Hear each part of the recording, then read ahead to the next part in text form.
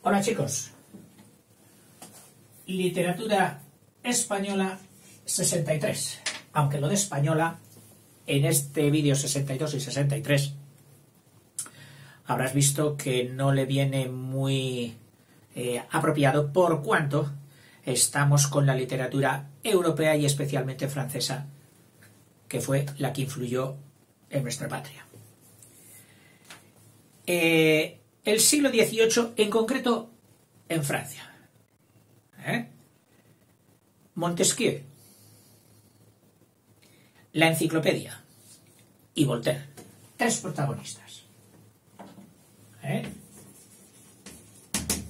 Montesquieu, la Enciclopedia, que ahora veremos algún nombre ligado a ella, y Voltaire. Tres nombres importantes. Las ideas de la Ilustración tuvieron un destacado representante en Montesquieu, autor de El espíritu de las leyes. El espíritu de las leyes, inspirado en las nociones de libertad, humanitarismo y tolerancia, y de unas irónicas también cartas persas que escribió, donde pone a unos protagonistas, sí, persas, viendo desde su punto de vista exterior las ideas europeas y criticándolas. Es una cosa que se hizo mucho en este siglo XVIII. La crítica social, mediante ensayos, es decir, textos largos, pero a veces con el montaje de ser otras personas de fuera las que analicen el patio interior. Lo utilizo aquí, también en español luego lo utilizarían. Ya lo vemos, Cadalso y otros. Cartas persas en las que, valiéndose de las opiniones de unos supuestos persas que viajan por Europa, ataca agudamente las instituciones y costumbres francesas del momento, poniéndolas a caldo. Un afán de reforma y progreso indujo también a un grupo de escritores a publicar una gran enciclopedia, que es un extenso diccionario en que se reunían los conocimientos de la época todos y se criticaba al mismo tiempo el pensamiento cristiano. En relación con este grupo, que fue integrado por dos principalmente, Diderot y D'Alembert. Revisa si está bien escrito D'Alembert, que no lo tengo aquí, lo recuerdo de mi época de estudiante y no sé si está bien escrito. Perdón, Diderot y D'Alembert. Que fueron los principales editores, recopiladores e inductores de esa enciclopedia. Como que a este movimiento, además de la Ilustración, llegó a llamársele enciclopedismo. Y otro, también Voltaire. Voltaire, un hombre de carácter frío y burlón, muy agudo, muy inteligente. Escribió una gran cantidad de obras en las que, utilizando sobre todo la sátira y la ironía, atacó en nombre del progreso las ideas religiosas tradicionales y el absolutismo, el mandato absoluto del rey. Entre ellas se encuentran varios tratados históricos, como el siglo de Luis XIV, un diccionario filosófico y varios cuentos de carácter satírico. Cándido, por ejemplo.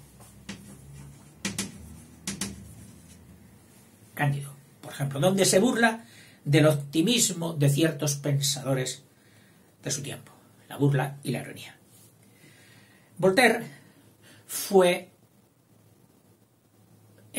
uno de los principales látigos, por no decir el principal látigo, del clero, de las ideas clericalistas de la época. que no tenemos que decir evangélicas. Siempre que digamos clero, no es lo mismo que evangelio. El clero es la profesionalización de la religión. Y en esa profesionalización pues hay mucho elemento humano. Cosa que cuando decimos evangelio, iglesia, etcétera, ahí solo estaría el contenido ideológico religioso, no el contenido de clero, de iglesia clérica. Y estas fueron lo más importante en Francia. También vendría ahora, antes de acabar el siglo, lo pre-romanticismo, pero lo dejamos para luego. Ahora ya nos meteremos en España, propiamente. Vamos a ver cómo nos fue en este siglo. Un siglo donde se nos imponía, donde se nos obligaba. Pero la verdad es que España tenía, como dicen los dichos y los refranes, mucho pelo de la dehesa. Y había que cortárnoslo, había que modernizarnos. Entregados a nuestro placentero mirarnos al ombligo, España, muy bien, nos habíamos descuidado en las formas sociales, en la higiene, en la educación, y estos aires que vinieron de Europa, pero a través de Francia, lograron mucho. Fíjate que, entre otras cosas, en economía íbamos muy mal.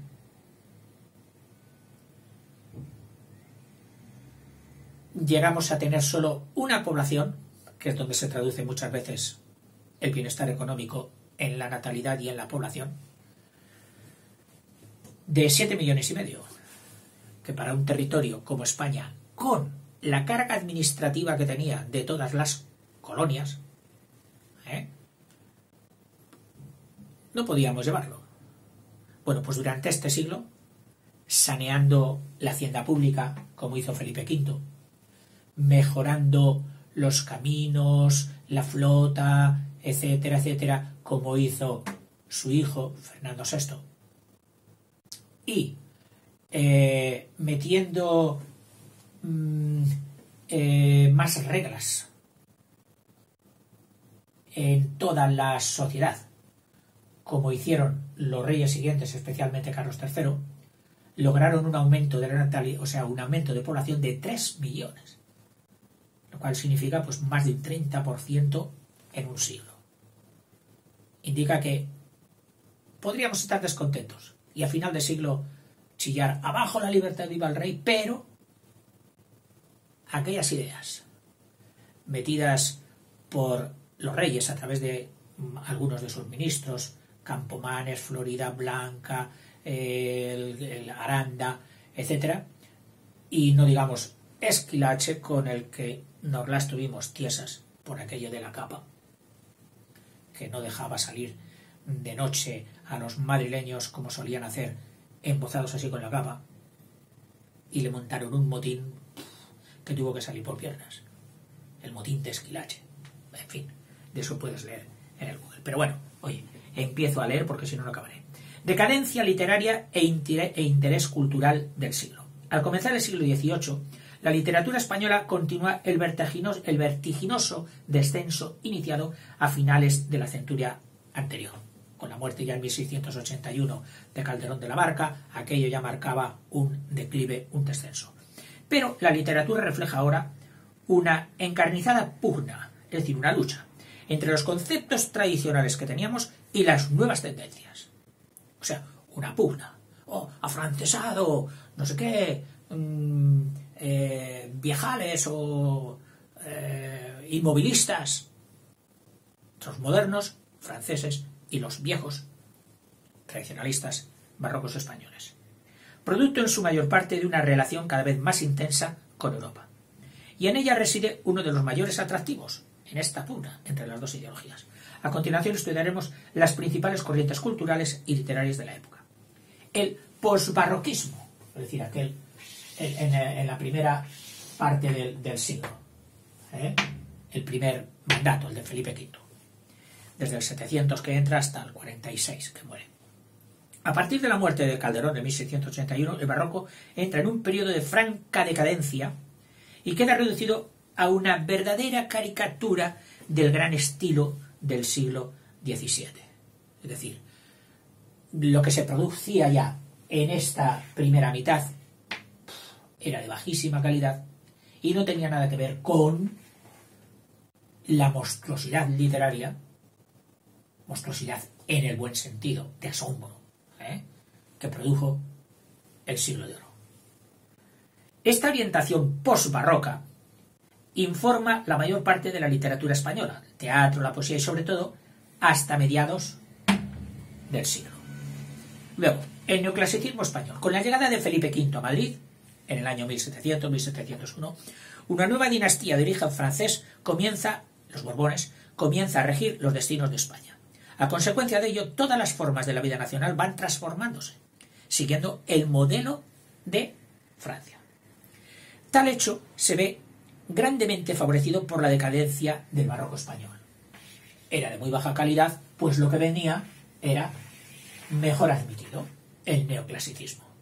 Si esto hubiera tenido todavía mucha calidad, habría habido más resistencia al afrancesamiento. Nada tiene, por lo tanto, de extraño que ciertas minorías cultas adopten complacidas como modelo el clasicismo francés del siglo XVII. Es decir, este neoclasicismo que nosotros cogemos ahora, ya hemos visto que era el que se había dado en Francia en el siglo XVII. Que, por cierto, muchas veces mirando y bebiendo en las fuentes españolas. Acordaos de todas las alusiones y toda la repercusión que tuvieron las grandes obras de Lope, de Tirso, etc., en los tres ídolos del neoclasicismo, en Racine, en Molière y en el otro. Corneille. Sigo. Las reglas.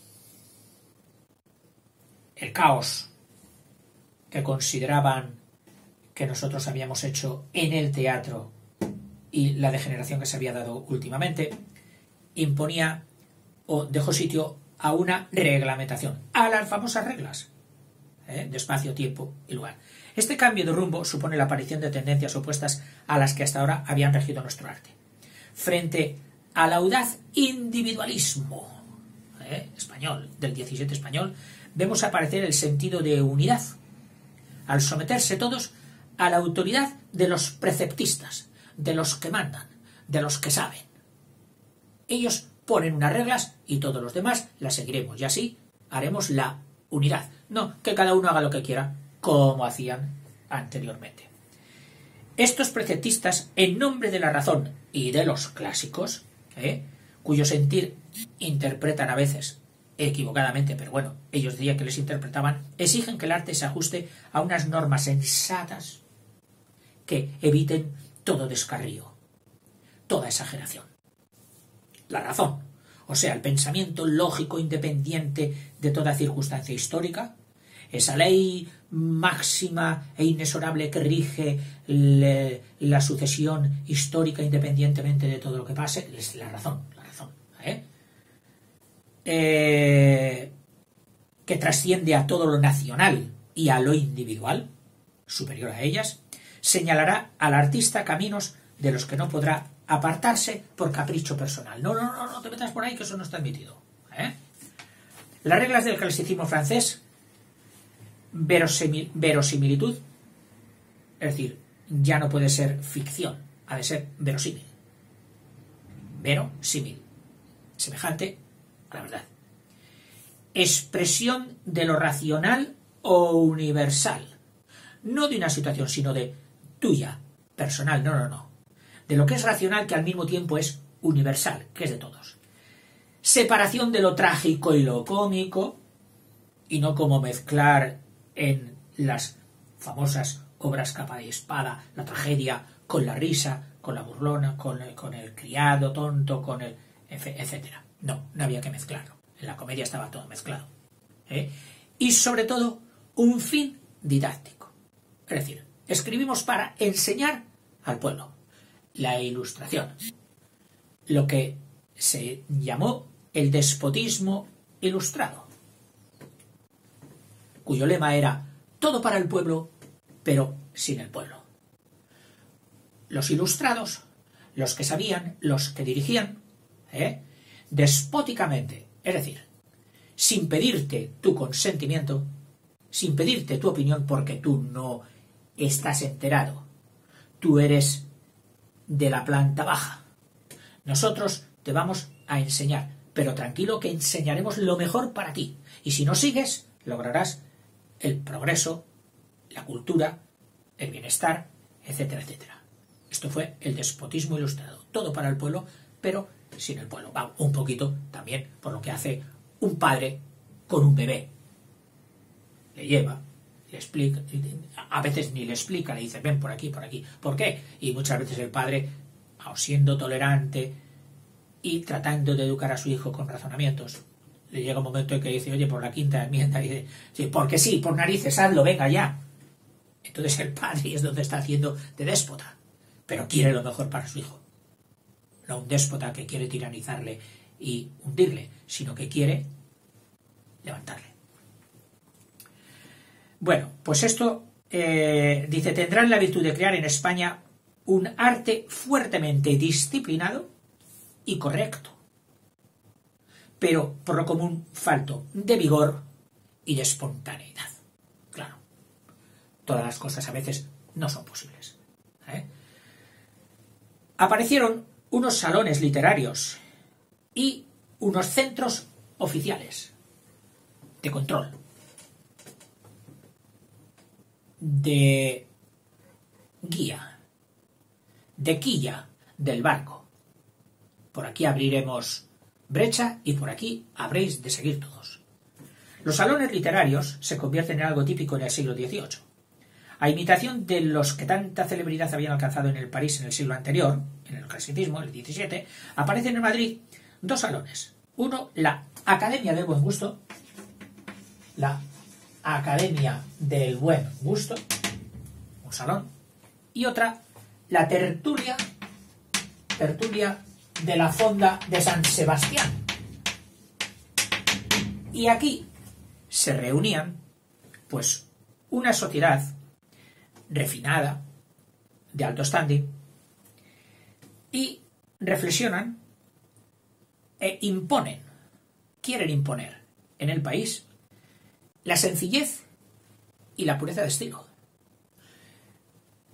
Tratándose de España, hubo quien buscó estas dos cosas, la sencillez y la pureza de estilo, no precisamente en Francia, sino retrocediendo al periodo primero al siglo XVI, del Renacimiento de Garcilaso y compañía, donde allí el estilo sí que era también sencillo y puro, y al mismo tiempo inteligible. ¿Qué alcance tuvo el neoclasicismo español? Pues mira, el espíritu normativista, normas, del neoclasicismo y su base intelectual o racional, tan opuestos a los gustos tradicionales del país, donde nos iba, pues, la marcha de la capa y espada, dificultaron considerablemente el vuelo de la imaginación. Y hacer literatura sin imaginación es como coger un huevo sin yema. Y la expresión libre ya no era libre. Y sincera de los sentimientos individuales. Todo eso quedó apartado, dando por resultado una literatura minoritaria, es decir, para minorías, correcta, pero sin vida. Por eso, el siglo XVIII, si exceptuamos su último tercio, en el que algunos escritores supieron vitalizar el arte neoclásico, ya un poquito venteados por los aires románticos que venían de Rousseau y compañía de Francia, que le dieron a este último periodo neoclásico un poquito más de movimiento y de gracia. Hubiera sido, dice, no hizo otra cosa, dice, si exceptuamos esto, este arte, el neoclásico, este periodo, no hizo otra cosa que perpetuar, aun con diverso signo, una decadencia literaria iniciada en las últimas décadas del XVII. Es decir, que para este señor, si del siglo de oro, de las alturas, de aquellas cumbres, habían bajado ya en el posbarroquismo, el neoclasicismo no subió. Fue siguiendo descendiendo. Esa es su opinión. El elemento rococó. Dice, junto a la tendencia neoclásica, nos llegó también de Francia, un elemento de exquisita elegancia, de finura, de aquellos que, atildados con sus tirabuzones blancos, tomaban el rapé, y de las ceremonias, y del clavecín con aquellas piezas maravillosas, bailables. El rococó. Es la misma gracia ligera que caracteriza a la música de cámara dieciochesca, al mundo sensual de los sentidos, vistosidad y galantería de Versalles, o a las doradas volutas del arte rococó, en el adorno de los altares de las iglesias y de todo aquello. De esta forma, la magnificencia y la fuerza expresiva del barroco dejan paso a un arte a menudo superficial y frívolo, que presenta como únicas cualidades su pulcra corrección o su gracia alada en el rococó. El espíritu de la Ilustración y su repercusión en España. Como en el resto de Europa, lo más importante de la cultura española del siglo XVIII se halla más que en la producción artística, en la investigación erudita y el ensayo. Sí. España entra, por fin, por la ciencia, por la investigación erudita y el ensayo. En casi todas las disciplinas que voy a mencionarte, en filología o estudio de las lenguas, en historia, en filosofía, en medicina, en ciencias políticas y sociales, en bibliografía o estudio de las publicaciones. Dice, he aquí los géneros preferidos por un siglo de mediocre imaginación, pero con buenos codos para la investigación.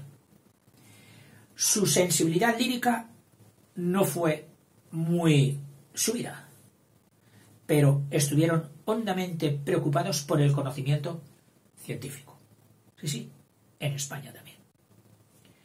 Por otra parte, el intenso cosmopolitismo de la época, es decir, donde ya todo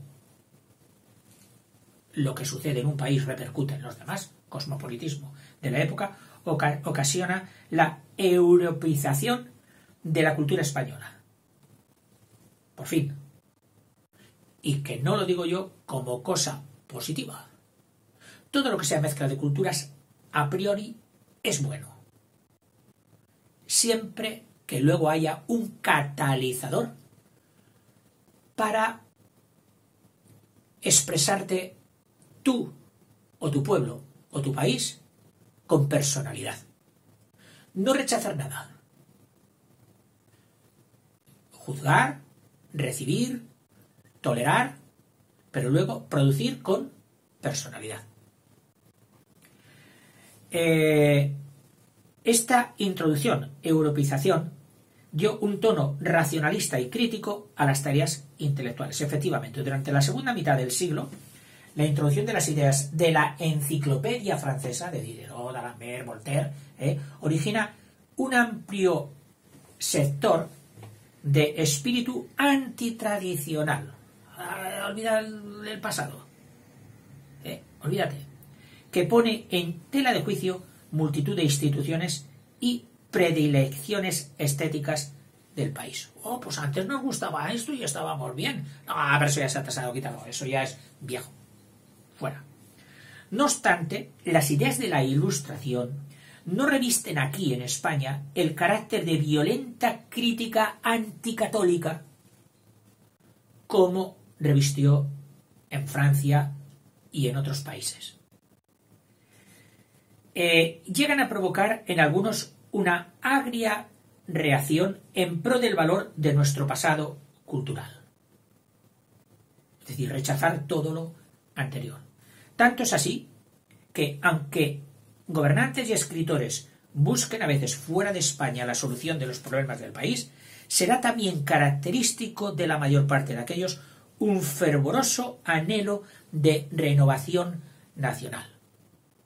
Es decir, sienten su país. Feijóo y todos los pensadores, que ya entraremos en el próximo vídeo con ellos, con los nombres, autores, etc., eran profundamente españoles, españolistas, y buscaban la renovación del espíritu nacional. Y veían que los moldes que nos llegaban de Europa eran buenos para conseguir una cualificación, una mayor calidad de nuestra vida y de nuestra cultura. Por más que otros los tacharan de afrancesados, se metieran con ellos y sobre todo en el último periodo los juzgaran e incluso los encarcelaran. Pero ellos habían sido patriotas. Intentaban armonizar las novedades europeas con los elementos más valiosos de la tradición española. En toda esta labor, el Estado interviene activamente fundando organismos oficiales que vienen a ser un complemento de la centralización política. Una norma para todos, centralidad en pro de la mayor eficacia para un Estado moderno. Así surgen instituciones como la Real Academia, la famosa RAE, que todavía tiene tirón y sigue funcionando. Incluso ha tenido el acierto de expandirse y asociar a todas las naciones de habla hispana, que es uno de sus mejores aciertos. Ya sabes el eslogan. Limpia, brilla y da esplendor. Al idioma. Limpia, brilla y da esplendor. Me parece que es ese. Otro, la Biblioteca Nacional. Una institución impresionante porque es donde puedes cualquier día encontrar todas las producciones que se han hecho en España, literarias, de mejor o peor valor, pero ahí están, esperando que vayamos a investigarlas. Impresionante la Biblioteca Nacional. Real Academia de la Historia,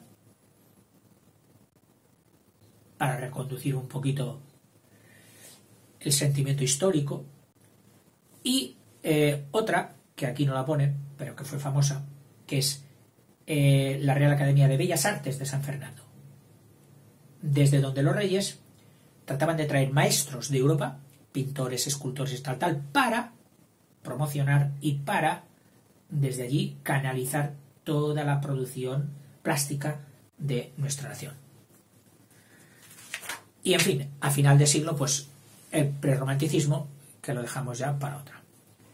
¿Y qué hizo la lengua española en este siglo XVIII? Pues dice, evolucionó en el siglo XVIII al compás de diversas corrientes culturales de la época. Con el diccionario de autoridades se puso un gran mojón, un gran monumento, diccionario de autoridades, entre 1726 y el 39, es decir, en la primera mitad durante el reinado de Felipe V, publicado por la Real Academia Española. Comienza una tarea de selección del lenguaje que fue completada más tarde con la gramática, pero ya en la segunda mitad, en el 71. Gramática española, que vendría pues a reformar y actualizar aquella célebre gramática de Nebrija. La persistencia de un barroquismo degenerado provocó una reacción encaminada a eliminar de la lengua literaria una infinidad de inadmisibles vulgarismos y cultismos que ellos llamaron. Recuerda que Góngora especialmente y toda su escuela había resucitado muchísimos cultismos arrancados directamente del latín, pero que en aquel momento enriquecieron. Y aunque, para mí, es mi opinión, aunque la Real Academia aquí quiso quitar estos vulgarismos para unos y cultismos para otros, no lo consiguió. Todo vino a enriquecer la lengua española. Difícil de mantener esta riqueza, porque lamentablemente utilizamos cada vez menos vocabulario. Bueno, a esta lucha por la limpieza del idioma de la Real Academia, iniciada por la Academia, vinieron a sumarse más tarde los mejores escritores de la época, quienes, valiéndose de la ironía y de la sátira, de burlarse unos de otros, consiguieron excelentes resultados. Bueno, ya se sabe, del enemigo el consejo. A veces los que son amigos tuyos no te dicen tus defectos, porque piensan que te van a herir. Sin embargo, viene el enemigo, que no te tiene ningún cariño, y ¡paf!, te lo suelta. Eres tal. A ti te sabe mal, pero luego, cuando se te ha pasado la rabia, te piensas y dices, oye, pues tienes razón. Es uno de mis defectos y no me lo habían dicho mis amigos. Mira quién me lo ha dicho. Mi enemigo. Del enemigo, el consejo. Bueno, pues mediante la burla y la sátira se obtienen también muchas rectificaciones sociales. Una nueva campaña en honor de nuestra lengua tuvo que llevarse a cabo cuando el prestigio de la cultura francesa motivó la introducción de galicismos. Palabras francesas, de cosas, de costumbres y de todo que no teníamos. Sin ir más lejos, la palabra retrete. Una palabra importada de francés, que a pesar de la protesta de los que defendían la pureza del idioma, llegaron a influir sobre las primeras figuras literarias, es decir, se introdujeron muchos galicismos. Esta dirección purista, es decir, de no meter nada extraño, cerrar nuestras puertas lingüísticas a toda influencia, y el deseo de apartarse del barroco decadente hizo volver los ojos a la literatura del siglo XVI, de la anterior. Es decir, ¿dónde buscamos nosotros la pureza? ¿Qué era lo realmente nuestro? Dicen, Garcilaso y compañía en el siglo XVI, Santa Teresa, San Juan, etc., que aparecía como un antídoto contra las excentricidades culteranas de Góngora y compañía, y conceptistas. Los programas se habían pasado por un lado y otros por el otro. Volvamos al punto medio. ¿Cuál era nuestro punto medio? El equilibrio, la mesura, la elegancia de nuestro siglo XVI. Y le sirvió de foco, de faro. Muy adecuado a la prosa didáctica, por otro lado, puesto que escribían y eran entendidos, eran inteligibles. No eran abstractos ni herméticos. Pero ineficaz, sí, inteligible sí, para la didáctica, pero ineficaz para los usos poéticos por la falta de vigor. Bueno, ya vendría el romanticismo luego, con ese vigor. Hay que reconocer, sin embargo, que en este periodo la prosa, ante la necesidad de exponer las nuevas ideas, se enriquece con abundantes giros sintácticos, construcción de las frases, los giros, esas frases hechas que son la mayor dificultad cuando aprendes un idioma. Es que sí, yo sé hacer frases, pero es que claro, hablan con giros, con frases hechas que tienen un significado, un sentido lateral al sentido propio de lo que dicen las palabras. Por decir un ejemplo, los refranes, pero bueno, no todos son refranes, sino también muchos giros. Pues de esto se enriqueció mucho la gramática española, la lengua española. Y formas y otras formas expresivas que le confieren un tono de evidente modernización, acercándola prácticamente al lenguaje de nuestros días. Esto se hizo allí. En el último tercio del siglo XVIII, la intensificación de las tendencias prerrománticas determina una nueva ya orientación estilística y la dicción evoluciona hacia unas formas más solemnes y un nuevo tipo de patetismo retórico, de los romances de Zorrilla, del Duque de Rivas y todo esto. Fuerza, pero también un patetismo retórico, que heredarán íntegramente nuestros románticos. Bueno, y aquí lo dejamos para luego, en el vídeo siguiente, empezar ya con las personalidades, sus obras, sus vidas interesantísimas y su repercusión en nuestra literatura, que es lo mismo que en el espíritu de nuestra lengua. Hasta luego.